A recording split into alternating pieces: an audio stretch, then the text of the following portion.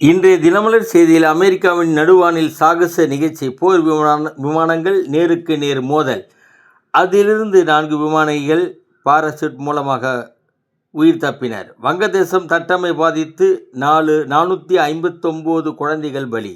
வங்கதேசம் சிறுபான்மையினர் மீதான கொடூரம். 24 பேர் படுகொலை, 111 வழக்கு பதிவு. வங்கதேசத்தில் ஆட்சி மாறியும் இன்னும் வன்முறை தொடர்கிறது. பள்ளிகளில் கட்டமைப்பு வசதி ஏற்படுத்த 80 கோடியே 64 லட்சம் ரூபாய் ஒதுக்கீடு. அமைச்சர் ராஜ்மோகன் கையெழுத்திட்டுள்ளார். IAS அதிகாரிகள் 17 பேர் இடமாற்றம் தொடர்கிறது. தமிழக அரசின் டில்லி சிறப்பு பிரதிநிதியாக யாரை நியமிப்பார் தமிழக முதல்வர் என்று எதிர்பார்ப்பு எழுந்துள்ளது.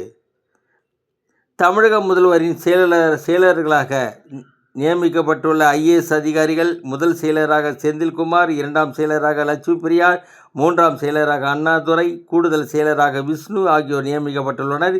இவர்கள் அரசு துறைகளில் இருந்து முதல்வர் அலுவலகத்திற்கு வரும் கோப்புகளை, துறைகளை செயல்படுத்தப்படும் பணிகள் விவரங்களை முதல்வரின் கவனத்திற்கு கொண்டு செல்வர். இந்த 4 பேரும் கவனிக்க வேண்டிய துறைகள் ஒதுக்கீடு செய்து உத்தரவு பிறப்பிக்கப்பட்டுள்ளது.